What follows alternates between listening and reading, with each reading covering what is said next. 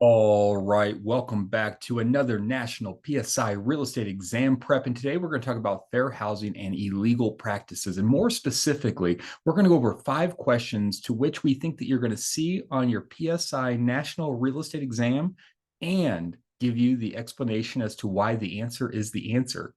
So, question number 1, federal fair housing laws of 1988 added additional protected classes. Landlords under this law must rent to those who are protected under the law. As of 1988, all of these are protected classes except a woman convicted of sexual assault. Sexual offenders do not enjoy federal legal protections. In 1988, legislation was enacted to extend safeguards for individuals with disabilities and those with familial status, specifically individuals with HIV, AIDS, or those undergoing rehabilitation for illegal drug use fall under the protection provided for disability within fair housing laws. Typically, the presence of children under the age of 5 is not factored into occupancy requirements. Therefore, landlords are required to rent to families, as they are safeguarded by the familial status protection provision. Question number 2. When a salesperson tells homeowners that minorities are moving into the area in order to get those homeowners to sell their properties, this activity is called blockbusting. Blockbusting involves creating fear and pressuring property owners to sell by falsely asserting that their arrival of individuals from a protected class will harm property values. It's essential to note that blockbusting is always illegal. Question number 3. After a broker takes a listing of a residence, the owner specifies that he will not sell his home to any family that is not of the same Asian background as the seller.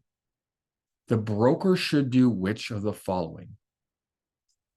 Explain to the owner that his instruction violates federal law and that the broker cannot comply with it.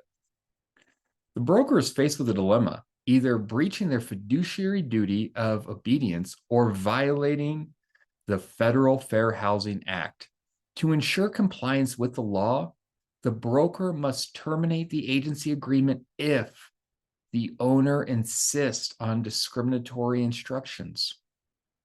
It's important to note that the exclusivity advertising the property in foreign language newspapers or obtaining a legal document with the owner's signature does not exempt the broker from their obligation to adhere to fair housing laws. Question number 4. A woman has a 9-year-old grandson living with her, and her application for an apartment has been rejected because the community does not allow anyone under the age of 18. Is this permissible? Yes, if the housing complies with regulations for senior housing. Some properties can impose age restrictions for occupancy, which serves as an exemption to the protection against discrimination based on familial status. Senior housing complexes in which at least 80% of the units are occupied by individuals aged 55 or older are permitted to decline rentals or sales to families with children and may prohibit owners and tenants from having children under the age of 18 residing in the senior housing. It's important to note that in all other instances, familial status remains a protected class in housing, and discrimination against families with children is prohibited. And question number 5. The practice of channeling families with children away from other buildings into an apartment building where other families have children reside is illegal discrimination.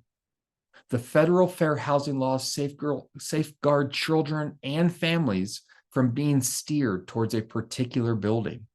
Unless the property qualifies as an approved senior housing, a landlord cannot deny rental to a family.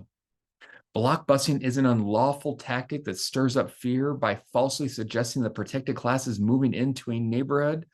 On the other hand, redlining is an illegal practice involving the denial of loans within a specific area. All right, this was 5 questions to help you pass your PSI National Real Estate Exam. If this was helpful, give us a thumbs up and subscribe, because every week we are dropping a new video to help you pass your PSI National Real Estate Exam.